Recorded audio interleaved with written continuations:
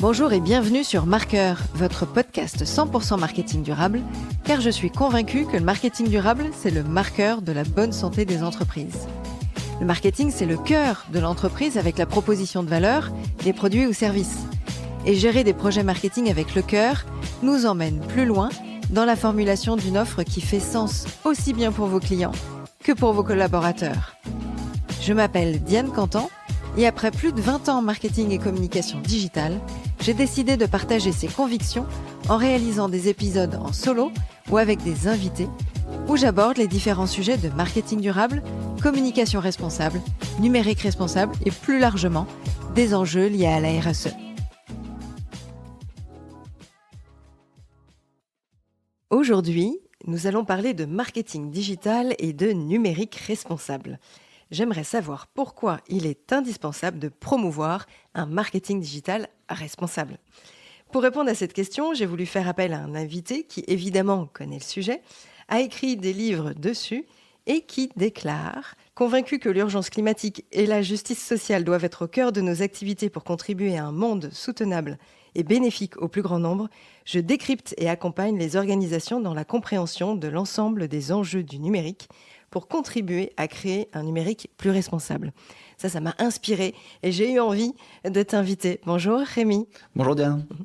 Alors, on a fait connaissance récemment lors de la fresque du marketing organisée par l'ADTEM et que tu as brillamment animé avec le petit groupe là, en février dernier. Et on a découvert qu'on avait plein de points communs. Et je me suis dit, mais il faut absolument que je le partage. Tu sais, il y a des rencontres comme ça. Et je me dis, voilà, il faut le partager et que tu deviennes inspirant pour les auditeurs qui vont découvrir plein de choses sur le sujet. Alors, je te laisse d'abord te présenter un peu ton parcours, qui tu es. Oui, avec plaisir. Tout d'abord, moi j'ai un parcours assez classique. J'ai commencé d'abord par la fac avec un UT en fait dans le domaine du web. Donc assez rapidement en fait je suis venu à être dans le bain du numérique par l'intermédiaire de mes études. J'ai continué avec une licence, puis en fait finalement après j'ai élargi avec une école de commerce pour avoir plus de vues en fait sur les différents métiers que je pouvais faire. Je suis toujours resté finalement dans le web de manière générale, avec d'abord de la création de sites web, et puis en fait il y a eu un point de bascule à un moment donné où la création de sites web était quelque chose d'un peu frustrant finalement. J'ai travaillé beaucoup pour des TPE, PME qui voyaient en le site web un peu un outil magique. Il faut dire que globalement au début des années 2000 c'est ce qu'on a vendu. Il faut absolument que vous ayez un site web, sinon vous allez mourir. C'était un petit peu globalement le discours ambiant qu'il y avait. Et en fait, je me suis rendu compte qu'il fallait déplacer un petit peu le discours et parler de transformation digitale. Et finalement, je me suis plutôt intéressé à ce sujet, de comment finalement on arrive à parler de transformation digitale et faire en sorte que le site web ne soit qu'un outil parmi les autres et non une finalité en soi. Et donc, j'ai plutôt fait après de l'accompagnement, de la formation sur ces sujets-là, ce qui m'a mené à différentes expériences.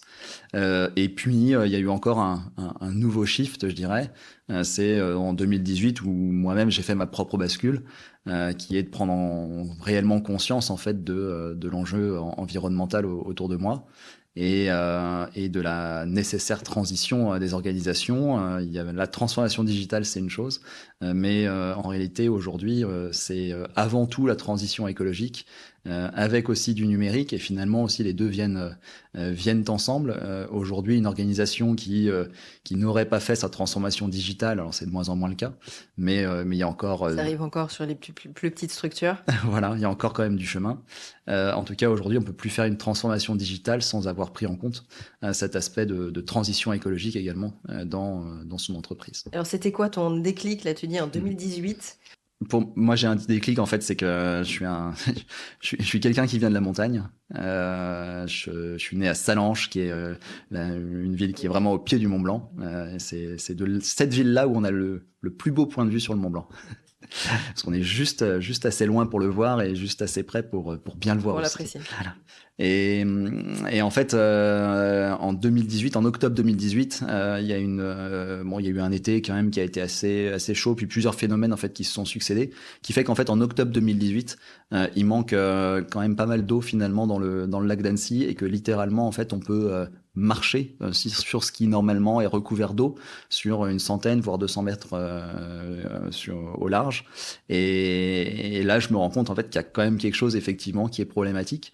Ça a toujours été sous-jacent parce qu'en réalité aussi, en venant de la montagne, moi j'ai toujours peu aimé le ski, on va dire, parce que moi j'ai surtout vu la montagne l'été, avec des tranchées assez énormes en fait dans la forêt pour faire passer les pistes de ski ou les remontées mécaniques, avec des bassines d'eau également qui viennent défigurer globalement le paysage. Et je pense que quand on grandit là-dedans, en fait, et que l'été, c'est marrant, en fait, de se mettre sur les télésièges pour jouer, mais en fait, on se rend bien compte qu'il y a un problème et que c'est des éléments qui sont incohérents dans la nature, et que ça vient en fait percuter finalement l'environnement.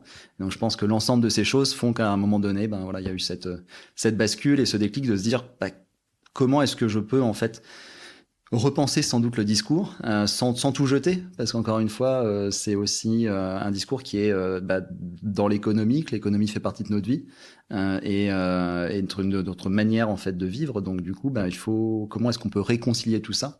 Et depuis 2018, on va dire que j'essaye peu à peu de trouver les moyens de réconcilier ces sujets. Donc il y a eu d'autres actions derrière que tu as mis en place. Alors, si je te demande, pour toi, c'est quoi la définition du marketing digital ou d'un marketing digital responsable et d'un numérique responsable?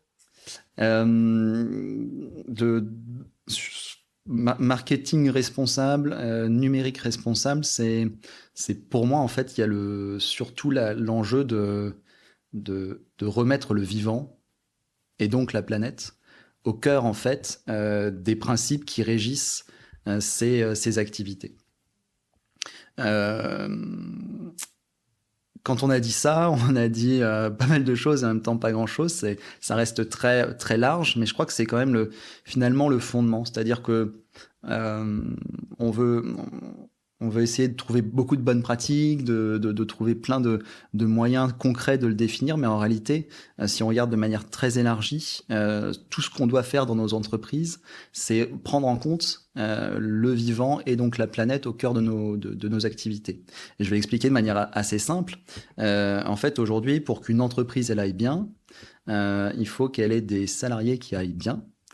Et pour que les salariés aillent bien, globalement, il faut un environnement qui aille bien. Moi, je reviens toujours au même sujet, c'est quand il fait 45 degrés dehors, ce qui est arrivé les étés derniers, globalement, c'est que le climat va pas bien. En général, quand il fait 45 degrés, on bosse moins bien. Moi, j'ai le cerveau, mais bien avant, qui fonctionne plus. Même bien avant. Et donc, si on bosse moins bien, l'économie va moins bien, donc les entreprises vont moins bien. Donc on voit bien en fait que tout ça est imbriqué. Donc en fait, la seule chose que je dois voir, c'est ça.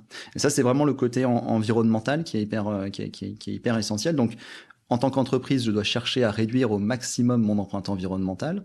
Donc, si je le reporte sur le marketing ou le numérique, c'est pareil. Je dois chercher en fait à réduire au maximum les impacts de ces activités-là, voire même à faire en sorte que ces activités, elles redonnent entre guillemets à la Terre, ce qui est assez compliqué, mais en tout cas, l'idée déjà de réduire au maximum l'impact de ces activités au niveau environnemental. Et l'autre chose également, c'est tout l'aspect social. C'est-à-dire qu'en fait, un marketing responsable et un numérique responsable, c'est également en fait des activités qui prennent réellement en compte l'humain. Et donc qui viennent en fait questionner quel est l'impact que j'ai sur les gens, comment je travaille aussi avec les gens, et ça c'est voilà encore une fois remettre le vivant au centre finalement de ce que l'on crée, de ce que l'on conçoit, de ce que l'on imagine, et notamment du coup moi je cherche à le faire sur les activités marketing et numériques. Et c'est vrai que sur le côté digital, en fait, comme il y a beaucoup de choses qu'on ne voit pas, on se rend pas forcément compte des conséquences ou en tout cas de ce qui se passe en amont de notre utilisation d'un smartphone ou d'un ordinateur, de tous ces éléments-là. Donc il y a beaucoup de choses cachées qui, dans notre mode de consommation à nous, Européens ou occidentaux, est totalement naturel. Mais en fait, il y a peut-être une prise de conscience un peu plus forte ces derniers mois et peut-être que ça va être aussi une tendance, non pas que sur l'aspect environnemental, mais aussi sur l'aspect social ou sociétal. Ce qui est pas simple, ce qui est compliqué, je trouve, c'est que le numérique, en fait, a cette capacité à faire croire que tout est immatériel. Et je dirais qu'aujourd'hui, en tant que consommatrice, consommateur finalement de numérique, c'est très difficile de se rendre compte finalement que ce numérique est très peu immatériel. Au contraire, que tout est matérialité. Et la matérialité, en fait, à partir du moment où on arrive à montrer qu'il y a de la matérialité, on arrive à mieux faire comprendre finalement les enjeux. Mais c'est quelque chose qui est extrêmement dur pour deux raisons. La première déjà, c'est que il faut une culture numérique. Aujourd'hui, je pense que ça, c'est un premier frein. C'est qu'aujourd'hui, la culture numérique, de manière générale, est encore pas très développée. On pense que tout le monde est à l'aise, en fait, avec la compréhension du monde numérique. En réalité, il y a une partie qui sont des sujets techniques. Il y a des outils qui sont pas si simples à prendre en main, etc. Donc, finalement, il y a déjà une première barrière, je dirais, qui est à ce niveau-là. Et puis la deuxième barrière également, elle est sur le fait que tous ces réseaux en fait qui sont mis en œuvre en fait pour nous fournir nos services, etc. Sont mis en œuvre sur des échelles géographiques qui peuvent être très très très éloignées de nous. La construction d'un smartphone, elle ne démarre pas dans une usine en France à 30 km de chez nous. Elle commence dans des mines en Afrique, notamment en République démocratique du Congo, etc. Et ça, en fait, c'est très difficile finalement de faire comprendre en fait à l'ensemble de la population que c'est quelque chose en fait qui touche des humains qui, comme nous en fait, sont des personnes qui, comme elles travaillent dans des conditions qui sont très compliquées, sont des personnes qui sont en souffrance. Et c'est là, c'est malheureusement c'est des choses qui sont compliquées parce qu'effectivement, à partir du moment où c'est loin de nous, c'est beaucoup plus difficile de se les représenter et finalement de les prendre en considération. Donc, je pense qu'on a un enjeu en fait de bien faire comprendre ces enjeux-là, de bien montrer qu'effectivement, toute cette matérialité qui était avec nous, que ce soit notre ordinateur, notre smartphone, etc., ça a des conséquences qui sont loin de nous, mais qui sont des conséquences dramatiques au niveau humain et au niveau environnemental. Et en même temps, on voit bien que dans tous les cas, il y aura toujours ces freins-là. Mais voilà, je pense que plus on mettra de la matérialité en tout cas, et plus on montrera que le numérique n'est pas juste du réseau et n'est pas juste surfer sur Internet, etc., plus on arrivera quand même à créer quelques déclics. Mais forcément, c'est une tâche qui est pas forcément simple. Alors du coup, j'ai repris un peu mes notes parce qu'il y a des chiffres de l'ADEME qui étaient sortis là-dessus et je rebondis. Alors, c'était pas forcément en République démocratique du Congo. Oui, et on a besoin d'1 tonne de minerai pour récupérer seulement 4 grammes d'or. On en a besoin dans tous les smartphones. Et effectivement, c'est fait dans des conditions souvent déplorables. Là, tu as cité en Afrique, mais il y a plein d'autres endroits où les droits sociaux sont pas du tout ceux que l'on peut retrouver en France. Donc, c'est assez compliqué. Ça me fait penser à deux choses. À la fois, il y a ce... Déjà, d'une part, en fait, moi, j'invite les auditrices et auditeurs, en fait, à aller voir les travaux de Million d'Arche, qui est un artiste qui met assez bien en évidence, en fait, cette problématique qui est on crée, en fait, des mines à ciel ouvert, qui sont des tombeaux, en fait, où il ne reste plus que de la roche et tout a été dévasté autour, pour quelques grammes d'effectivement des métaux précieux que l'on recherche. Et les travaux sont assez bien mis en avant. Je vous invite aussi à regarder les travaux que fait Aurore Stéphan sur ce sujet-là. Donc ça c'est une première chose. Et la deuxième chose aussi, ça me fait penser c'est exactement la bonne représentation de comment en fait on pourrait repenser notre économie ou de comment on devrait la repenser. C'est notamment en fait toute la théorie du donut. Alors la théorie du donut, elle est assez simple à comprendre. C'est que globalement aujourd'hui notre économie, elle devrait se situer finalement entre la couche supérieure de la pâte du donut et la couche inférieure. La couche inférieure, c'est tous les besoins sociaux vitaux, on va dire, que l'on a et que toute personne humaine devrait pouvoir bénéficier. Le bas de la pyramide de Maslow. Voilà, globalement. Donc, à savoir effectivement, à minima, des conditions de Manger, travail décentes dormir, pour pouvoir manger, dormir, avoir un toit, etc., etc.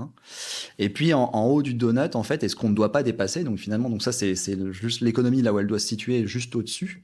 Et puis, ce qu'on ne doit pas dépasser, c'est les limites planétaires. Et les limites planétaires, bien, elles s'incarnent très bien en fait dans le fait qu'aujourd'hui, on est en train de puiser dans les ressources naturelles de la Terre. Il y a d'autres limites. Il y a 9 limites planétaires. On pourra y revenir. Mais au moins, en tout cas, sur une des limites, c'est les ressources naturelles en fait qu'on est en train d'épuiser. Et en fait, à force de creuser dans la terre, à un moment donné, on va se rendre compte que les ressources, elles sont finies. Et d'ailleurs, on s'en rend compte déjà. Et donc, voilà, notre économie, elle devrait se situer juste entre ces deux. Elle devrait bien prendre en compte ces deux éléments. Et aujourd'hui, on se rend compte que c'est pas du tout le cas et qu'il y a certaines économies en fait qui sont très largement au-dessus des limites planétaires et qui vont en plus avoir un impact sur d'autres économies d'autres pays du monde moins développés en ne leur permettant pas en fait de bénéficier de conditions décentes derrière.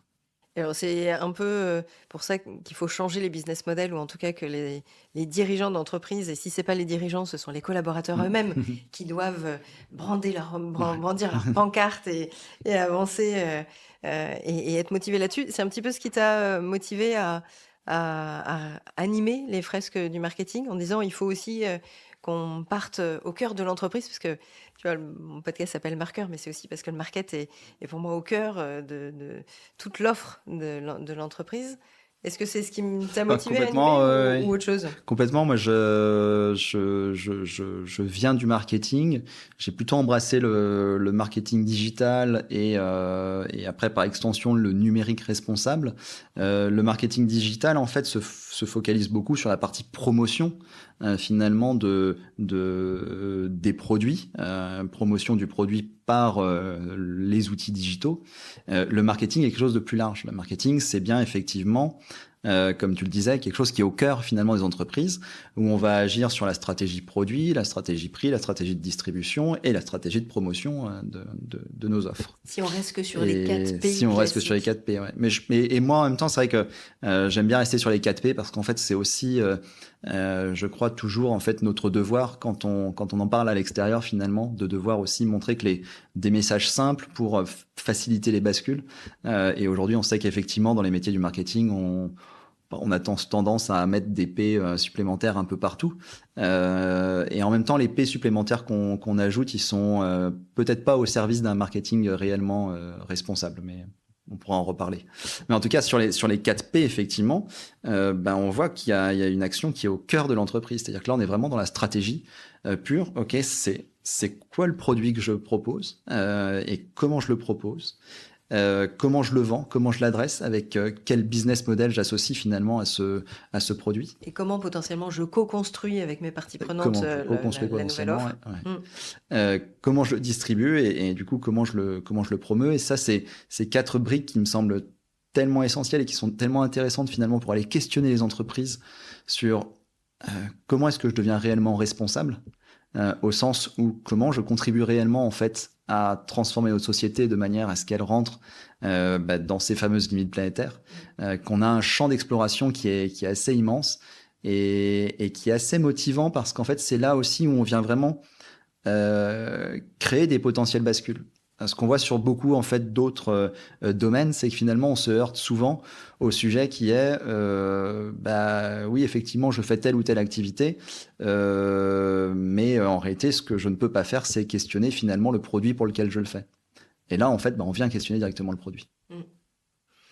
C'est ça, et remettre en cause en fait. Souvent c'est clairement dans cette démarche-là de pouvoir se dire je remets tout à plat et potentiellement peut-être que mon produit ou l'offre que je propose aujourd'hui, elle n'est pas pertinente, il va falloir que je l'arrête dans les 2 ans à venir ou dans les 5 ans à venir. Donc c'est comment je fais ma bascule pour changer complètement. Et c'est pas évident de se remettre en cause ou de se dire peut-être que mon business model aujourd'hui, il tiendra plus dans 10 ans. Donc qu'est-ce que je fais aujourd'hui pour le changer? Pour moi, il y a 3 messages. Le premier, c'est effectivement, ce n'est pas évident. C'est simple pour personne, pour aucune entreprise. C'est peu, voire pas d'entreprises, peu d'entreprises sont prêtes. Donc je dirais qu'il faut bien se dire que le challenge, il est encore devant. L'autre message qui me semble important, c'est que c'est pas un moyen d'embêter. Je dirais, c'est plutôt en fait aller trouver l'opportunité en se rendant bien compte effectivement que, et ça c'est le troisième point, qu'en fait on est en train de questionner la pérennité de l'entreprise. Et on est en train de dire, là le travail qu'on est en train de faire, c'est pour essayer de réconcilier les enjeux long terme avec les enjeux à court terme. C'est pas... on vient pas vous embêter, on vient pas mettre une contrainte supplémentaire. La seule chose que l'on peut vous dire, c'est qu'a priori de ce qu'on observe, c'est que le sujet des limites planétaires, il va arriver vers vous aussi. Moi, il y a des sujets que j'aime bien prendre aujourd'hui en exemple, et je vais peut-être juste parler des stations de ski. Les stations de ski, clairement, les limites planétaires, elles les voient. Et cette année, en fait, vous avez des stations de ski qui ont fermé 3 semaines avant la date régulière, en fait, à laquelle elles devaient fermer. Vous pouvez prendre Gérardmer dans les Vosges. Un regain là de neige qui est tombée après les vacances. Il y a eu un regain de neige qui est tombé, mais tardivement. Sur Gérardmer, par exemple, vous allez à Gérardmer dans les Vosges, ils ont fermé avant la date. Ouais. Et aujourd'hui, les stations de ski, elles ne sont pas en train de s'adapter, elles sont en train de subir. Donc l'enjeu, parce qu'il n'y a pas eu d'anticipation. Ou pas suffisamment, et parce qu'on n'a pas voulu voir. Et je pense que l'enjeu aussi, notre enjeu, c'est de dire, on veut juste vous montrer ce qui est en train d'arriver. Et donc là, pour l'instant, ce qui est intéressant, c'est de pouvoir l'anticiper pour pouvoir finalement mieux adapter l'activité. Là où demain, vous allez peut-être subir, et subir, c'est pas forcément agréable. Ouais, non, ça, c'est clair. D'où le fait d'être plutôt proactif, mais ça peut faire peur, le changement, parce que ça nécessite de se remettre en cause, de ne pas être dans la croissance habituelle de je fais un +10 l'année prochaine et je continue, ou un +20 ou un +5, peu importe, mais je continue dans le schéma classique que je connais. Des fois, ça peut faire peur. Et c'est vrai qu'il y a encore beaucoup qui sont dans le déni, ou en tout cas qui ne veulent pas le voir. Quand on fait la fresque du climat, généralement, on se le prend en pleine face. En tout cas, pour tous ceux qui étaient dans le déni, ils se disent finalement, oui, ça bouge et il y a des choses qu'il faut prendre en compte. Donc, c'est pas forcément évident. Et je pense que le message, c'est surtout que le changement est simple pour personne et que oui, ça fait peur, mais que finalement, ce dont on devrait avoir le plus peur, c'est finalement ce qui va se passer dans horizon 5 à 10 ans. Et en même temps, je dis 5 à 10 ans, on voit quand même des emballements climatiques, un emballement des phénomènes climatiques qui sont très rapides. Donc l'horizon, on le connaît, on n'est peut-être pas si sûr que ça de vraiment le connaître. Encore une fois, quand on voit les canicules qu'on a pu subir, et je pense qu'il faut qu'on arrive aussi à avoir une mémoire longue. Alors quand je dis une mémoire longue, une mémoire à 6 mois. Hein. C'est-à-dire qu'encore une fois, jusqu'à fin septembre cette année, en 2023, jusqu'à fin septembre, il faut qu'on se souvienne qu'il faisait plus de 30 degrés dans notre chez nous, quoi, plus de 30 degrés en fait à fin septembre, et qu'on a eu des canicules en plein cœur du mois d'août qui ont été terribles. Et ça, je pense qu'il faut qu'à chaque fois on revienne à ça en se disant oui, ça a eu des conséquences sur l'économie. Et c'est arrivé près de chez nous. Et c'est arrivé près de chez nous. Ouais, parce qu'il y avait ça sur les années précédentes. Voilà, c'était, c'est de l'autre côté de la planète, c'est quand même assez loin. Bon, la France, on est protégé. Regardons, et là aussi un autre exemple que j'aime bien prendre en compte, qui illustre bien les limites planétaires, à savoir cette fois-ci l'épuisement en ressources d'eau. Quand on regarde ce qui se passe en Catalogne aujourd'hui, on est en train de construire un terminal dans le port de Barcelone pour accueillir des bateaux-citernes, parce qu'en fait, depuis 3 ans, les ressources en eau s'épuisent, et que là, on est à un tel stade de sécheresse que cette fois, on demande aux habitants et aux entreprises de réduire leur consommation d'eau. Quand on vous demande de réduire votre consommation d'eau en tant qu'entreprise, dépendant de votre activité, vous êtes plus ou moins impacté. Un hôtelier aujourd'hui, c'est quelqu'un qui est grandement impacté par cette demande. Et hôtelier ou autre. Et quand on connaît l'activité en fait touristique à Barcelone, forcément, quand en tant qu'hôtelier on me demande de réduire ma consommation d'eau, c'est mon activité qui est directement impactée. On va plomber, là on va perdre. Non, mais c'est justement moi, l'objectif c'est de pas plomber, c'est de se rendre compte. Pour moi, c'est vraiment se rendre compte. Je suis pleinement optimiste. Ouais. Mais justement, mais si on arrive à se rendre compte, du coup, ça invite à se dire, ok, comment je regarde en fait, comment je transforme. Et on sait qu'aujourd'hui, il y a des moyens de transformer. Et c'est ça qui est intéressant, c'est ok, comment j'ouvre la porte pour me dire, allez, j'ose explorer finalement d'autres façons de faire, en me disant que c'est pas simple, en me disant que oui, ça remet en cause ma stratégie d'entreprise, que oui, ça va venir créer des frictions, etc. Que ça va pas se faire en un jour. Auquel tu penses? Il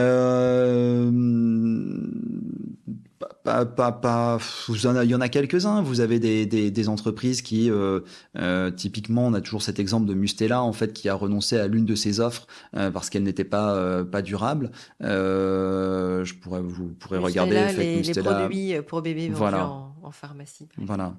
Donc il y a ces exemples-là. Il y a deux entreprises qui se créent sur des modèles plus durables aussi. Il y a pas énormément d'exemples, mais en tout cas, ce qui est certain, c'est que aujourd'hui, si on regarde les entreprises responsables qui se créent, elles vont intégrer en fait ces enjeux-là dès le départ. On peut penser par exemple à une entreprise comme 1083, on pourra en reparler tout à l'heure, qui crée des jeans et des vêtements fabriqués en France et qui essaie d'intégrer tous ces éléments en fait de la chaîne. Et en fait, on voit que eux essayent d'intégrer ces éléments-là dès le départ et c'est plus facile pour eux qui se créent en fait au départ. Et sur des entreprises en fait qui sont plus anciennes, c'est voir comment elles peuvent intégrer cela. Après, on peut penser quand même à des offres que Decathlon ou comme Eram également mettent en place, qui vont plutôt chercher à valoriser l'usage plutôt que le produit. Quand je pense à Eram, je pense à l'offre de la marque Bocage qui propose de la location de chaussures. Quand on part sur la location de chaussures, en fait, on rentre dans un système qui est différent, en fait, où on va pas chercher à vendre du produit, mais plutôt proposer en fait un usage qui fait que on va essayer de faire rentrer dans un cercle entre guillemets vertueux un produit, dans le sens où l'objectif va être de le mettre en circulation, puis de le faire revenir pour le reconditionner, puis de le remettre en circulation, etc., etc. Et c'est vers ces tendances-là qu'il faut aller peu à peu. Un produit, en fait, quel est le problème d'un produit aujourd'hui principalement? Alors bien sûr qu'il y a ses conditions de fabrication, mais c'est le fait aussi qu'un produit devient quasiment de manière inévitable un déchet. Et en fait, c'est ça qui fait que on atteint la limite, c'est parce qu'un produit devient un déchet et que le produit devenant un déchet est appelé du coup à renouveler un nouveau produit. Et à chaque fois, on reste sur un produit, sur un cercle qui est j'extrais, je produis, je consomme, je jette et je renouvelle, etc. Ouais. Alors justement, peut-être que c'est l'occasion qu'on parle de ton livre, le grand livre du marketing digital. Alors moi, j'ai la deuxième édition de 2020, qui est là au milieu de nous. J'ai apporté, pour bien que tu aies la preuve qu'il y a 15 000 encoches dedans. Je vois qu'il est annoté. Exactement, ça c'est la preuve que j'ai trouvé plein de choses pertinentes, du coup, bien avant de te connaître. Et alors, tu avais fait la première en 2018. Ouais. Et puis là, il y a la dernière édition qui date de septembre 2023. Est-ce que tu as vu une grande évolution, justement, soit par des exemples, soit par des mentalités entre ta première et là, la toute dernière édition? La première chose qui me semble importante, au-delà des aspects environnementaux et sociaux, c'est l'hyper-complexification des choses. C'est-à-dire que... Pour nous, marketeurs, c'est ça ? Ouais. De toute façon, si on regarde il y a 15 ans en arrière, c'était relativement simple de faire du marketing digital parce qu'il n'y avait pas en fait tant de canaux de diffusion que ça disponible, qu'à partir du moment où on avait fait un site internet et qu'on avait compris comment faire du référencement naturel, globalement, déjà, on avait fait la moitié du travail. Et puis après, il y a les réseaux sociaux qui se sont ajoutés. Et puis d'un réseau social, on est passé à 2, à 3, à 4, à celui qui propose uniquement du texte, à celui qui est hyper spécialisé sur la vidéo, à celui qui est spécialisé sur la photo, etc., etc. Et en fait, peu à peu, on va dire que le panel d'outils du marketeur, on va dire, c'est ouvert. Et en même temps en s'ouvrant du coup à apporter de la complexité parce que il devient de moins en moins facile finalement de maîtriser l'ensemble de ces métiers-là. La chaîne marketing digital en fait elle est devenue très complexe parce que l'outillage est très très dense et que ça oblige aussi, et alors ça vient aussi questionner toujours cette même logique en fait de croissance, c'est-à-dire à chaque fois, on voit qu'on est obligé d'ajouter en fait des couches finalement, et que les entreprises sont amenées et sont appelées à utiliser de plus en plus de canaux pour communiquer encore plus, pour aller atteindre des cibles qui sont disséminées sur finalement plein de canaux différents. Et donc la difficulté aujourd'hui, c'est comment en tant que marketeuse et marketeur, finalement, je peux m'approprier l'ensemble de ces outils pour construire une stratégie cohérente. Donc voilà, il y a de l'hyper spécialisation, je dirais, qui s'est créée au fil du temps, et qui fait que si il y a des expertes et experts finalement de chaque sujet, et en tant que garant, on va dire, de la stratégie digitale, c'est de moins en moins facile finalement d'avoir cette capacité à embrasser tous les sujets. Ce qui n'est pas forcément évident pour des petites boîtes ou des PME, parce Voilà. qu'il n'y a pas la maîtrise, ou en tout cas il n'y a pas la capacité d'avoir plein de métiers différents au sein de l'entreprise, voilà, où chacun va avoir sa ça spécialité. Demande beaucoup de veille, ça demande beaucoup effectivement de capacité à devancer finalement là où il faudrait être demain quelque part. Après, par contre, ce qui est aussi un petit peu rassurant, c'est qu'à la fois tout bouge et rien ne bouge. C'est-à-dire que finalement, on se rend compte quand même qu'il y a des choses aussi qui sont là depuis le début du web globalement, et qui fait que c'est des piliers sur lesquels on peut se reposer.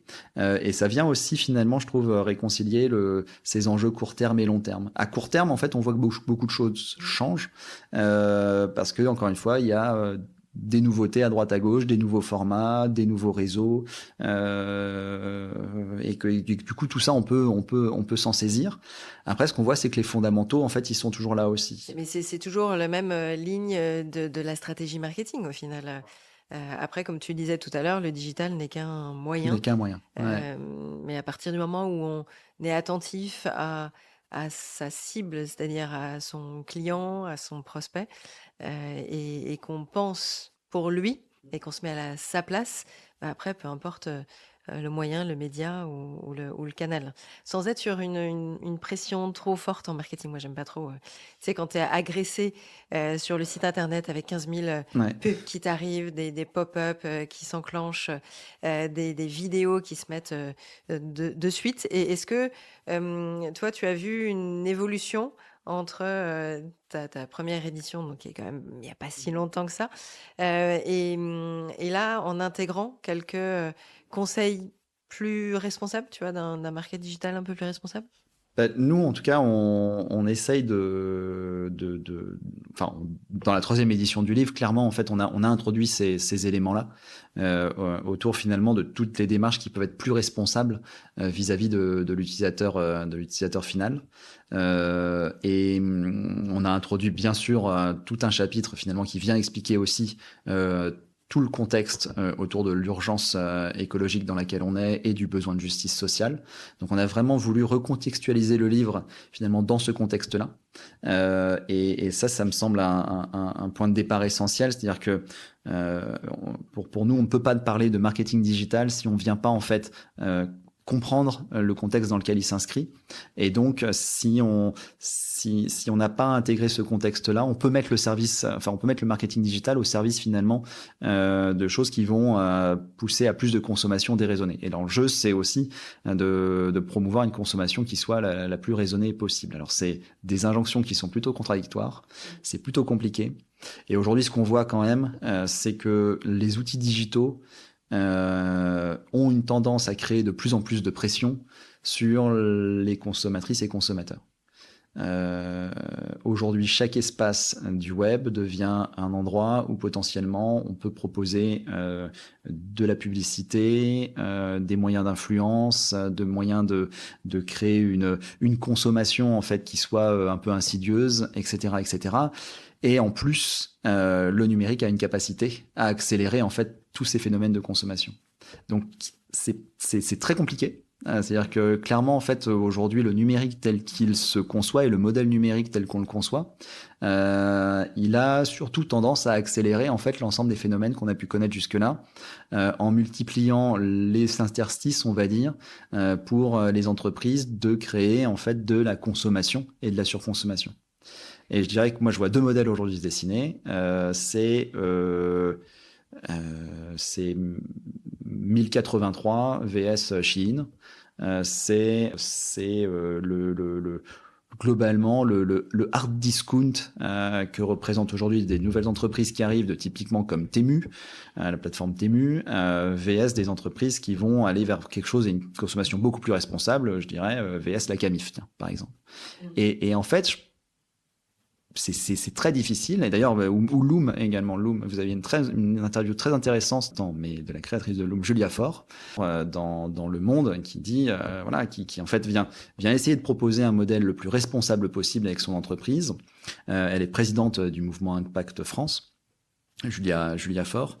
Et donc, elle vient proposer un modèle avec Loom qui soit le plus responsable possible. Et en même temps, elle dit, mais en versus, en fait, des entreprises de la fast fashion qui nous dégomment en retour, et notamment grâce au numérique, évidemment, qui est un vecteur terrible, en fait, de ces éléments-là. Et en fait, on voit se dessiner vraiment deux modèles de consommation. Le market digital de Chine, c'est juste insupportable. Enfin, c'est l'incitation à l'achat en même temps, mais par rapport à cette cible qui a peu de budget, de se dire je change de tenue comme j'en ai envie, d'occasion, etc. J'ai toute ma garde-robe à refaire. Évidemment, je vais pas mettre 100 € sur un pull. Je vais plutôt en mettre 10, quoi. Donc c'est assez compliqué à faire changer les mentalités, plutôt des jeunes, d'être dans cette action durable. En fait, il y a souvent deux volets dans la jeune génération. Il y a ceux qui sont engagés, qui se rendent compte et qui ont envie d'agir correctement, mais ils n'ont pas forcément les moyens. Et puis il y a tous ceux qui ne prennent pas conscience parce qu'ils sont attirés par toutes ces actions de market digital et ils tombent dans le piège direct. Enfin, tu vois, moi, c'est la partie que je supporte pas dans le market. J'avais fait une intervention très récemment dans une agence de publicité et en fait, c'est justement à ces agences, à nous, marketeuses, marketeurs de manière générale, en fait, et à toutes les personnes qui sont à la base du marketing, d'être à l'origine, d'être à l'initiative de ce qu'on peut appeler les nouveaux récits. Aujourd'hui, moi, je crois que, c'est ça qui est formidable finalement dans les métiers du marketing, c'est que on peut être à la fois sur le volet stratégie produit, donc quel produit en fait j'imagine, et en même temps sur la stratégie promotion, comment en fait je fais rêver de quelque chose. Et très clairement, en fait, si aujourd'hui on a des comportements de consommation qui sont tels qu'ils sont, c'est pas parce que les gens sont déraisonnables par nature. Pour moi, en fait, ça c'est une vue de l'esprit et on voudrait faire porter aux consommateurs quelque chose qui n'est pas de son ressort. C'est créer l'envie, c'est créer le besoin. Au final, si on a envie d'acheter le même sac à main que la copine, c'est parce qu'on l'a vu, parce que on a vu des influenceurs ou des influenceuses avec, parce que on l'a vu à la télé, dans des séries ou je sais pas quoi, et qu'on se dit il me le faut. Et au final, est-ce qu'il me le faut réellement? Est-ce que j'en ai réellement besoin? Ce qu'on dit souvent, c'est qu'effectivement, dans tous les cas, en tant qu'entreprise, j'ai besoin de construire avec mes consommateurs. Donc, quand même, effectivement, ces notions de sensibilisation, comment je peux les amener peu à peu, etc., c'est essentiel. Et en même temps, en tant qu'entreprise, de toute façon, clairement, c'est moi qui porte la responsabilité du produit que je distribue et de la manière, en fait, dont je le promeux. Et ces choses sont intimement liées, bien sûr. Et donc, en tant qu'agence de publicité, bien, mon rôle, en fait, c'est extrêmement dur, c'est de questionner pour qui je travaille. Et donc, pour quel produit, en fait, je vais créer les publicités les plus formidables, pour quels usages. Et donc, ça questionne, en fait, le fait de est-ce que je peux renoncer à tel ou tel client. Pour toutes les entreprises, c'est extrêmement compliqué. Pour toutes les entreprises de service, aujourd'hui, l'empreinte d'une entreprise de service, donc typiquement une agence de pub, alors bien sûr que ces créations, elle peut les questionner.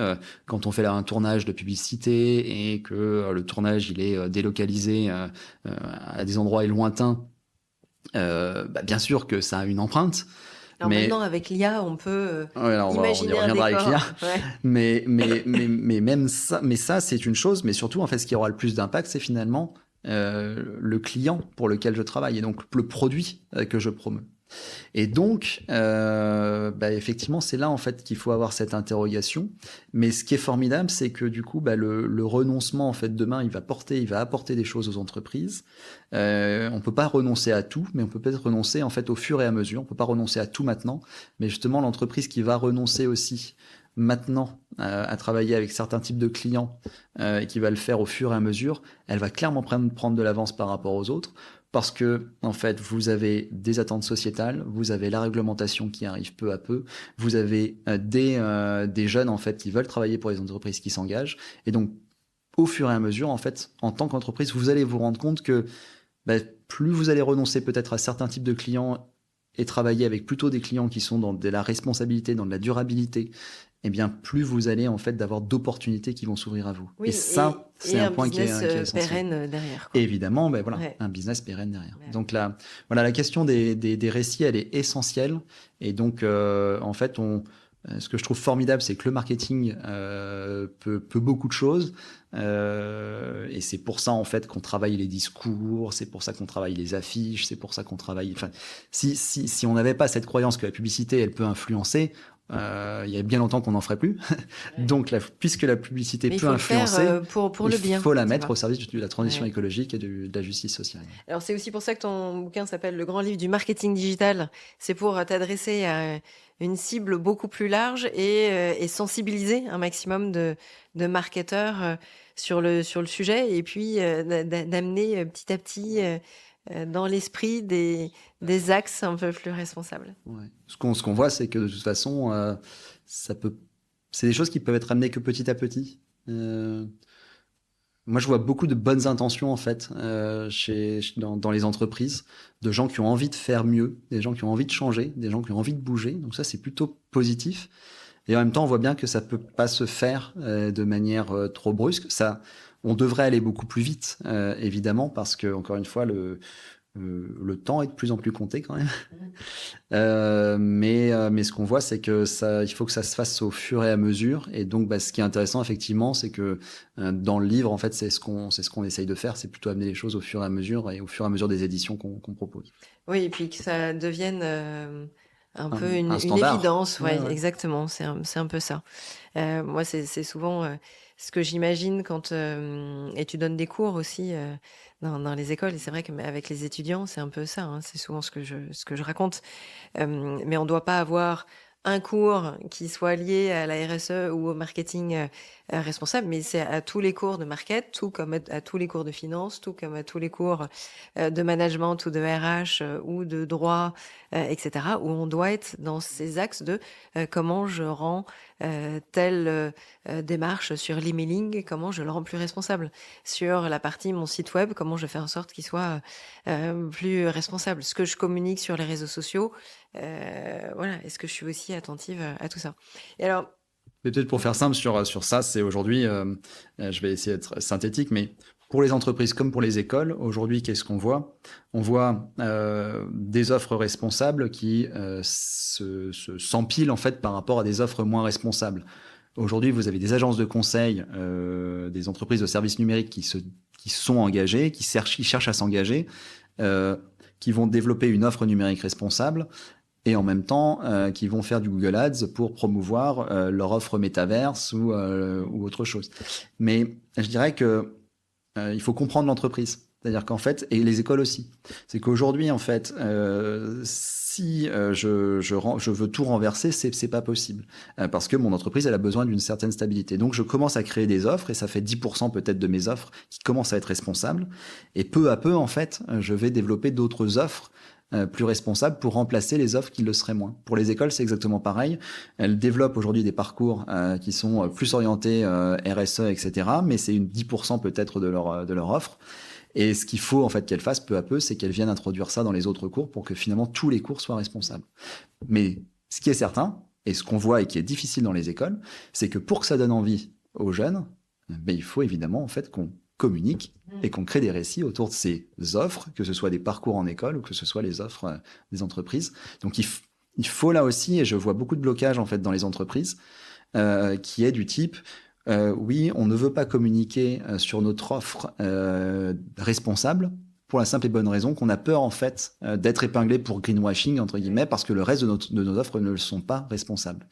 Et je crois qu'en fait la responsabilité de tout le monde, c'est-à-dire à la fois des lanceurs d'alerte mais aussi des entreprises, c'est justement d'inviter et de faire en sorte qu'on communique le plus possible sur ces offres responsables. Parce que je crois qu'en fait, on se doit de toutes et tous comprendre que l'entreprise, elle ne peut pas changer du jour au lendemain et devenir 100% responsable du jour au lendemain. Mais ce qui est certain, c'est que si on l'invite, si on l'incite, si on l'encourage à communiquer sur ces offres responsables, de fait, les gens vont s'intéresser à ces offres responsables. Et donc, si les gens s'intéressent à ces offres responsables, les entreprises, demain, elles seront plus en capacité d'aller développer ces offres-là et de moins développer les offres qui ne le sont pas. Faut que ça bouge, c'est la théorie des petits pas, des petites réussites. Et comme ça, on avance forcément. J'ai à côté de moi aussi le b.a.-ba du numérique responsable.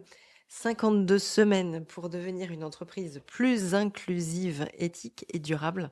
Qu'est-ce que tu as voulu mettre en avant là dans ce livre-là? Ici, on est vraiment sur Avec un tes sujet co-auteurs. avec ma co-autrice et mon co-auteur. On est vraiment sur un travail qui est vraiment sur le sujet du numérique responsable. J'ai travaillé 3 ans, j'ai accompagné pendant 3 ans l'Institut du numérique responsable entre 2020 et fin 2022 sur ces sujets-là. Et l'idée en fait de ce livre justement est là aussi, comme pour le grand livre du marketing digital, bien repositionner le sujet.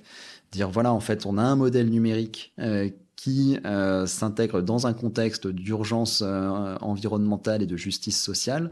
Et aujourd'hui, il y a plein de principes qu'on ne respecte pas quand on déploie au sein des entreprises, quand on déploie des services numériques, quand on déploie des infrastructures. Il y a beaucoup de principes en fait qu'on a oubliés, qui sont liés encore une fois au respect des limites planétaires et au respect et au fait de mettre l'humain au centre.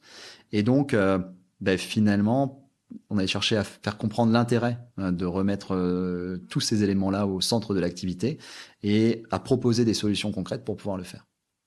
Donc, on est en même temps sur l'éco-conception des outils numériques, mais aussi l'hébergement, le contenu, enfin un peu la totalité. Donc, plein de conseils à découvrir. Voilà. Et l'enjeu, c'est de montrer que le numérique est une des briques de nos activités, une des briques de plus en plus essentielles. Et qu'à ce titre, du coup, elle doit alors à la fois communiquer avec l'ensemble des autres services de l'entreprise, bien sûr, et trouver les moyens finalement de changer la manière dont elle se déploie. Le numérique, encore une fois, n'est pas immatériel. Il se doit d'être accessible au plus grand nombre et en même temps de servir bien des produits ou des services qui soient utiles à toutes et tous, respectueux de nos limites planétaires et qui puissent du coup ne pas non plus être la solution à tous nos problèmes, parce qu'il y a aussi cette problématique aujourd'hui, c'est qu'on a tendance à croire que le numérique finalement est la solution à tous nos maux, et c'est pas le cas. Donc c'est replacer le numérique à sa juste place et avec les justes valeurs pour en faire quelque chose qui soit bénéfique pour la société. Alors, est-ce que tu as un exemple de conseil ou d'astuce pour une boîte sur cette partie numérique? Sur cette partie numérique, c'est vraiment à chaque fois, c'est ce que je viens de dire, c'est s'interroger. Et c'est ça qui est pas facile. C'est-à-dire qu'aujourd'hui, pour toute entreprise, et parce qu'on a créé un imaginaire autour de ça, on a commencé à introduire le fait que quand il y avait un problème au sein de l'entreprise, il fallait que le numérique puisse y répondre. Et la difficulté aujourd'hui qu'on a, c'est d'arriver à se reposer la question et de se dire, et si je faisais sans le numérique? Et en fait, aujourd'hui, je pense que l'enjeu, il n'est pas de développer des nouvelles choses, c'est plutôt de voir comment ce qu'on a fait jusque-là, on pourrait peut-être le faire mieux. Et puis, tous les problèmes en fait qui arrivent, comment on peut peut-être les faire sans numérique, parce qu'en réalité, on a déjà énormément de couches. Moi, c'est ce que j'ai tendance à dire. Le numérique était quand même une promesse libératrice en fait, on va simplifier un certain nombre de choses, on va simplifier la communication dans les entreprises, on va simplifier les process. Quand même tendance à croire qu'aujourd'hui, pas grand monde se sent beaucoup plus libre en entreprise que ce qui était auparavant. C'est-à-dire que, mais moi, l'exemple que j'ai qui est tout simple, c'est Avant, en fait, on s'échangeait des courriers, on se passait des coups de fil et on parlait aux voisins dans le bureau d'à côté. Aujourd'hui, ça n'a pas disparu, mais en plus, vous avez la visio, l'outil de messagerie instantanée du type Slack ou du type Teams. Vous avez les emails, évidemment, et puis vous avez aussi maintenant les groupes WhatsApp professionnels qui fleurissent. Et donc, vous avez 15 000 groupes WhatsApp sur votre messagerie, alors qu'en plus, c'est aussi votre moyen de messagerie perso, ce qui fait que vous recevez des messages à toute heure. Enfin, voilà, donc en fait, cette promesse libératrice, voilà, on voit qu'elle n'est pas si réelle. Donc moi, vraiment, le conseil que je pourrais donner vraiment aux entreprises, c'est questionner. Comment je peux faire autrement et pourquoi ce serait pas mieux finalement de faire autrement. Oui, et ça ramène aussi au dialogue, à l'échange. On a de plus en plus de boîtes qui utilisent le télétravail et les Français apprécient ce télétravail aussi. C'est 7 journées ou c'est 2 jours dans la semaine, mais c'est comment faire en sorte que le téléphone ou que les chats, etc., puissent être fermés de temps en temps, qu'on soit pas que dans l'immédiateté de la réponse dans les 2 secondes, mais c'est de se dire, voilà, je suis en train de produire, donc je réfléchis, je fais travailler mon cerveau et du coup, je mets tout le reste en off pendant 2 heures. Donc, D'ailleurs, si je veux un conseil, un bon conseil pour les entreprises, c'est un conseil simple pour toutes et tous, c'est s'interroger sur le fameux répondre à tous ou la mise en copie. Ouais. On a une culture en fait de la mise en copie et du répondre à toutes et tous, enfin du répondre à tous, qui est dramatique et en fait qui encombre tout le monde. Et rien que déjà ça, c'est un bon premier pas en fait de se dire ok, c'est quoi la politique dans l'entreprise quand on envoie un email en fait, à qui je l'adresse, est-ce que je mets quelqu'un en copie ou non. Et déjà en fait, ça soulagerait beaucoup de personnes et ça me semble être un bon premier pas. Ouais, ça c'est clair. Mais c'est pas toujours évident après d'avoir les codes. De se dire est-ce qu'il faut que je mette mon chef pour être sûr et pour me faire mon parachute Bien sûr. Si jamais il se passe une merde, comme ça il était au courant, mais au final le chef en question il a juste 15 000 mails dans tous les sens. Enfin, moi c'était le cas avec mes Exactement équipes, ça. Ouais. Je disais je veux pas être sauf s'il y a un point où il faut que je réponde, sinon je vous fais confiance, en fait vous gérez avec le prestat, etc. Sinon déjà j'avais beaucoup de mails par jour, alors en plus c'était l'enfer. Mais ça, du coup, voilà, c'était à une autre époque. Alors, dans ton parcours aussi, là, tu as une nouvelle casquette maintenant, une casquette de journaliste. Est-ce que tu veux nous en parler un peu ? Oui, c'est une casquette qui était assez logique entre guillemets par rapport au fait qu'il y avait déjà ces livres qui étaient écrits, que c'est quelque chose que je voulais faire depuis l'âge de 14 ans, donc il était temps que je passe un diplôme qui me permette d'attester le fait que Ça, sur le papier en tout cas les rêves de jeunes du coup qui deviennent réalité, voilà, plus ça. tard, ça c'est cool. À 36-37 ans, je me suis dit que c'était bien de pouvoir commencer à le rendre vraiment réel et qu'en même temps, ça poursuit cette logique aussi d'aller informer en fait sur ces sujets-là et là aussi de proposer des récits. Le pouvoir des médias, il est immense sur l'imaginaire. Voilà, quand on est à l'origine des récits, de toute façon, on a un pouvoir immense. Donc, les récits, ils sont dans le marketing, les récits, ils sont aussi dans les médias. Donc, je crois sincèrement en fait que il y a un rôle à prendre, qu'aujourd'hui des médias et les médias de plus en plus le font. Il y a encore trop d'incohérences, on va dire, mais de plus en plus, on voit fleurir des discours qui sont intéressants et qui montrent que qu'en fait on porte peu à peu auprès du grand public ces sujets-là de la bonne manière, ce qui n'a pas toujours été le cas. Quand on voit des émissions qui passent notamment sur France Info TV une fois par semaine, pour l'instant en deuxième partie de soirée, mais on espère que ça va revenir un peu plus tôt, qui sont dédiées à ces enjeux climatiques, c'est des choses qui montrent que ça bouge peu à peu. Et donc voilà, donc moi je pense que j'avais aussi envie de faire partie de ce panel-là. Et de faire bouger les choses. Voilà, et de faire bouger les choses. Donc c'est une de mes casquettes aujourd'hui, en parallèle d'autres activités que je mène. Alors est-ce qu'il y a des choses qui te rendent heureux au quotidien sur ces thématiques-là ? Ouais, je crois que j'ai une grande chance aujourd'hui, c'est que j'accompagne l'entreprise qui s'appelle YouMatter, qui est à la fois un média sur la transition écologique et sociale, et également un organisme de formation. Moi, en l'occurrence, j'interviens sur la partie organisme de formation, qui me met au contact de beaucoup d'entreprises de grandes entreprises qui sont dans des injonctions contradictoires assez folles. Et moi, ce qui me rend heureux, c'est de voir vraiment en fait que les formations qu'on donne, c'est que les gens ont envie que les choses changent. Que c'est pas simple, qu'elles ont peur, qu'elles savent pas forcément comment faire. Mais ce que je trouve intéressant, c'est qu'il y a une envie. Voilà. Maintenant, c'est comment on arrive à donner les clés, comment on arrive à faire en sorte que également le top management de ces entreprises soit dans la même dynamique que leurs collaboratrices et leurs collaborateurs. Mais très honnêtement, quand on voit la dynamique qu'il y a chez toutes ces personnes qui sont impliquées dans l'entreprise, moi je serais le top management, c'est plus des signaux faibles. Il faut voir en fait ces envies qu'il y a dans ces entreprises que les choses changent. Et donc ça c'est plutôt réjouissant parce que on voit qu'il y a de plus en plus de mobilisation autour de ces sujets. Et je pense qu'il faut continuer à l'encourager et continuer à se dire que ces petites choses vont créer des grands déclics au fur et à mesure. Alors, est-ce qu'à l'inverse, il y a des choses qui t'offusquent, qui t'énervent au plus haut point? Déjà, j'ai plus envie de dire de moins en moins, en tout cas dans ces entreprises, même si encore une fois, je pense que j'ai quand même toujours un petit point d'énervement à me dire qu'il y a beaucoup de top management qui ont du mal encore à prendre ces sujets-là en main.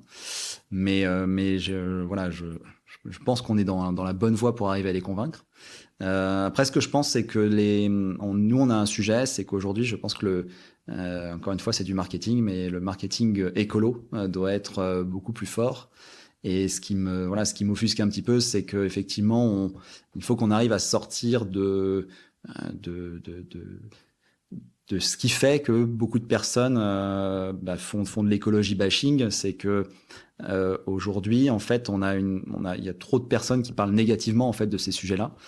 J'ai pu en faire partie sans doute, mais il faut qu'on arrive à en parler de manière positive, à donner envie. Et je crois que ça, c'est ça qui est pas évident, c'est que quand on sait que le sujet est grave et que c'est quand même de grandes catastrophes qui sont devant nous et qui sont même déjà en train de se dérouler. Parfois, on a tendance à se dire qu'effectivement, c'est difficile de toujours en parler positivement. Et en même temps, on voit bien que c'est que en montrant les opportunités en fait aux autres, à celles et ceux qui n'ont pas encore tout à fait pris conscience, qu'on leur montrera finalement l'intérêt et le bonheur en fait que c'est de pouvoir justement se repositionner réellement les bonnes questions, se reposer les bonnes questions, de se dire c'est quoi en fait mettre le vivant au centre de nos activités, pourquoi c'est important. Et en réalité, je pense que, et ça, moi, aujourd'hui, moi, je l'ai toujours en tête. J'ai passé, il n'y a pas si longtemps que ça, finalement, la formation pour devenir animateur de la fresque du climat. Et notre formateur nous a demandé en début de formation quelles sont nos idées du bonheur. Enfin, pour nous, le bonheur, c'est quoi? Il nous a fait noter sur un post-it. Et à la fin de la formation, il nous a dévoilé les post-it. Et tous les post-it, c'était partager du temps avec mes amis, partager du temps avec ma famille, et qui étaient en fait que des choses assez simples. Et il nous a dit, vous voyez bien, en fait, tous vos rêves, ce sont des rêves qui ne sont pas carbonés. Et donc, en fait, la seule chose... Des rêves faciles à mettre en œuvre. Faciles à mettre en œuvre et qui ne demandent pas, en fait, d'aller puiser des ressources naturelles, d'aller esquinter la planète comme on peut, etc., d'aller tuer le vivant. Non, ce sont que des choses, en fait, qui nous rapprochent du vivant. Et donc ça, c'est ce qu'il faut qu'on arrive à montrer, en fait, c'est que on a un peu oublié le vivant, en fait, dans toute cette histoire, en pensant que le bien matériel, en fait, allait nous apporter le bonheur, et qu'on est rentré dans une société de confort, mais à l'extrême, et qu'en fait, ça n'a pas de réalité tangible, en fait, par rapport à nos besoins et par rapport à ce dont on a réellement envie. Et ça, c'est notre rôle en tant que marketeur, c'est justement de remettre ça au centre, parce que en tant que marketeur, a priori, il y a des choses qu'on a mal fait avant, donc ce serait bien qu'on le refasse mieux aujourd'hui. Bon, les auditeurs pourront ajouter dans les commentaires de l'épisode qu'est-ce qui les rend heureux pour eux, c'est quoi leur bonheur. J'aimerais revenir sur un point. Tout à l'heure, tu as parlé un petit peu d'IA, on en a rapidement parlé, et du coup, j'aimerais que tu me dises, toi, avec ta vision, qu'est-ce que ça va changer ou qu'est-ce que ça change déjà pour les marketeurs, et cet axe IA et en même temps métavers. Ce qui est pas évident avec ces sujets, c'est que c'est encore des choses qui viennent accélérer nos Là, on l'a pratiques. vu, hein, sur 2023 avec ChatGPT, ça a été Voilà. exponentiel. Donc la question, c'est encore une fois à quoi on va mettre tout ça au service de. Enfin, c'est-à-dire que si c'est au service de plus et plus de consommation, ça va être compliqué. Voilà, j'essaie de pas voir la face trop sombre en fait de ces outils, mais force est de constater que ça pose beaucoup de questions.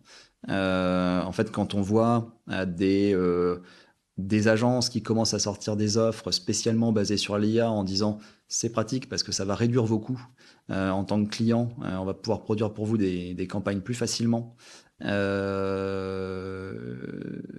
En fait, je suis pas certain qu'on aille dans la bonne direction.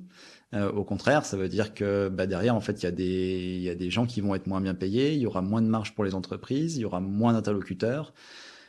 Et en fait, en réalité, on voit bien qu'on reste dans ce cycle qui est, encore une fois, toujours le même cycle, à savoir la recherche du volume. Et quand on est dans un cycle volumique, à vouloir toujours produire plus, on voit bien qu'on cherche à réduire les coûts. C'est exactement ce qui se passe. Et plus on va réduire les coûts, en fait, et plus finalement tout le monde va être perdant, parce qu'on va produire toujours plus. Et quand on produit toujours plus, comme j'ai pu le dire, a priori, on atteint les limites planétaires. Donc voilà, donc je dirais qu'aujourd'hui, en fait... il y a un petit côté, c'est presque impossible de pas y aller parce qu'en fait, on voit bien qu'il y a des pratiques qui se développent et donc demain, moi, il faut que je sois en capacité de comprendre comment adopter ces outils-là. En même temps, ce que je crois aussi, c'est qu'il y a un système, encore une fois, qui est... Ce sera difficile de trouver une pérennité en fait avec ces outils qui ont tendance à toujours tout accélérer. Et qu'à un moment donné, en fait, on va faire peut-être un peu marche arrière. Et ce qui est intéressant aussi, c'est que les entreprises qui n'utiliseront pas l'IA vont aussi être des entreprises qui pourront en fait montrer leur différenciation avec sans doute une valeur beaucoup plus forte que celles qui automatisent tout via ces outils-là. En tout cas, savoir utiliser ces outils-là est un enjeu assez fort si on veut, dans tous les cas, être en capacité d'être un bon interlocuteur demain. Bien. Est-ce qu'il y a d'autres points que tu aimerais aborder avant que je passe à ma séquence classique? Non, c'est bien. Non, c'est bien. Ouais, on a déjà papoté un petit moment. Alors, on va passer à ma séquence classique que je pose à mes invités. Alors, la première question, c'est autour du nom de mon podcast Marqueur, qui aborde le marketing durable, du coup, marqueur de la bonne santé des entreprises. Et puisque, voilà, comme je l'ai évoqué, le marketing, pour moi, il est au cœur de l'ensemble de l'offre de l'entreprise. Et aussi, quand on fait les choses avec le cœur, on embarque les gens plus loin. Qu'est-ce que ça t'inspire, toi ? Toujours la même chose, c'est ce rapport au vivant et au non-vivant, et en fait ce rapport finalement à ce qui nous entoure. Ce qui est important, c'est que oui, notre cœur en fait, il doit être tourné vers ce qui est autour de nous. Et ce qui est autour de nous, c'est encore une fois une planète qui est en bonne santé et la vie qui est en bonne santé. Et c'est ça que ça m'inspire, c'est comment en fait on peut remettre et comment on doit remettre ces éléments-là en fait au cœur de ce que l'on produit. Et c'est par ce biais-là en fait qu'on va réinventer des modèles qui auront du sens et qui auront aussi de la valeur pour le plus grand nombre. Donc ça passe aussi par des ateliers de brainstorming, de réflexion avec les équipes et qu'elles puissent se projeter à imaginer les nouveaux récits de leur propre boîte, en fait. Ouais. C'est un point. C'est se reconnecter au vivant aussi. Moi, je suis beaucoup là-dedans, mais parce qu'en fait, c'est très intéressant quand on commence à reprendre les principes du vivant. Vous avez des entreprises comme Lumia, par exemple, qui font ça très très bien, notamment qui ont co-développé une formation qui s'appelle la Butterfly School et qui vraiment en fait vous remontre en fait comment les principes du vivant peuvent être des sources d'inspiration pour nos entreprises et que c'est aussi pour ça que la nature fonctionne bien, qu'elle a un cycle vertueux. Alors notamment il y a des choses qui sont assez formidables qui sont du type le vivant en fait n'est pas suroptimisé. C'est-à-dire qu'en fait, nous, on cherche à tout suroptimiser aujourd'hui dans toutes les activités qu'on fait. Et quand on regarde le vivant, c'est pas forcément le cas. Je vais prendre juste un exemple. La photosynthèse des arbres. Si en fait les arbres cherchaient à capter le maximum de carbone qui est dans l'atmosphère, en fait, les feuilles des arbres ne seraient pas vertes. mais elle serait noire. Et ça, je trouve que c'est un exemple formidable en fait de se dire ah oui tiens, nous en fait, prend juste ce qu'il faut pour voilà. Et nous, on cherche un peu à tout capter. Donc ça, c'est un des exemples. Et en fait, les principes du vivant sont assez intéressants parce que finalement, on se rend compte qu'effectivement, c'est des choses qu'on a oubliées. Et comme on les a pas prises en compte, c'est sans doute pour ça qu'on atteint les limites planétaires. Mienne. Et alors, est-ce que tu as un éco-geste que tu aimerais partager ? Pro ou perso ? Pro ou perso j'en reviens souvent à ces mêmes conseils, qui est pour moi. Est-ce que mon premier éco-geste, en fait, c'est surtout de me dire est-ce que j'ai besoin de cette chose qui a priori me fait envie. Et puis si j'en ai vraiment besoin, est-ce que son alternative seconde main n'existe pas quelque part? Parce que si elle existe quelque part, ça veut dire que le produit est déjà produit, donc autant que j'aille vers ce qui existe déjà plutôt que de faire peser en fait sur nos ressources la création d'un nouvel objet. Et ça, c'est pas forcément évident. Du coup, c'est l'acronyme BISOU. Voilà, exactement. Le besoin, l'immédiat. Est-ce que j'ai quelque chose de semblable déjà m'interroger sur l'origine du produit avant de l'acheter et est-ce que c'est vraiment utile. Ça marche. Est-ce que tu aurais un invité auquel tu penses? J'ai pas le nom de l'invité, mais un ou une future invitée. Moi, je pense que ce serait bien d'avoir quelqu'un d'une agence de pub parce que je trouve ça assez intéressant parce que clairement, moi, je trouve que c'est aussi des bons moyens de montrer que d'une part, il y a des personnes engagées dans ces entreprises et que justement, elles font face à plein d'injonctions contradictoires et que de fait, on voit bien que elle nous montre bien qu'à la fois, il y a une envie d'enclencher le mouvement, et puis il y a plein de choses qui nous retiennent. Et du coup, ça montre très bien qu'il n'y a rien d'évident. Et je pense que c'est vraiment essentiel, en fait, c'est que toujours quand on parle de ces sujets-là, on ne fait pas tout bien, mais on ne fait pas tout mal non plus. Et je crois que c'est ce qu'il faut retenir, en fait, c'est qu'il n'y a pas ce sera pas tout bien demain, mais c'est pas tout mauvais non plus aujourd'hui.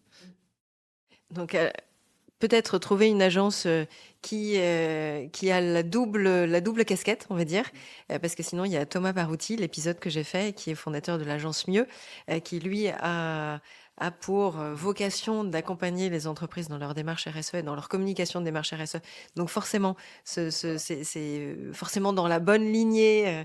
Et du coup, Thomas donne plein d'astuces. L'agence qui a 50 ans d'âge ou 30 ans d'âge, elle est pleine de... On va aller chercher ça. Ouais. Ok, top. En tout cas, merci beaucoup. Rémi, c'était génial de t'avoir, d'échanger avec toi. Et puis, je relaisserai dans les commentaires descriptifs de l'épisode l'ensemble de tes références et ton contact si y en a qui veulent te contacter et qui peuvent s'inscrire aussi à ta newsletter LinkedIn qui s'appelle Revue et Corrigée à suivre pour continuer à être inspiré. Merci beaucoup Rémi. Merci à toi, merci Diane. À bientôt. À bientôt. Merci d'avoir écouté jusqu'au bout cet épisode. J'espère que mon invité ou mes invités vous ont inspiré et donné envie de passer à l'action. Alors n'hésitez pas à mettre 5 étoiles sur votre plateforme d'écoute favorite. Vous pouvez évidemment me laisser un message sur LinkedIn ou Instagram en m'indiquant les sujets que vous aimeriez que j'aborde et les invités que vous aimeriez entendre. J'ai besoin de vos likes et abonnements pour faire connaître mon podcast. Alors n'hésitez pas à en parler autour de vous et à partager sur les réseaux sociaux. Allez, je vous dis à très vite. Ciao!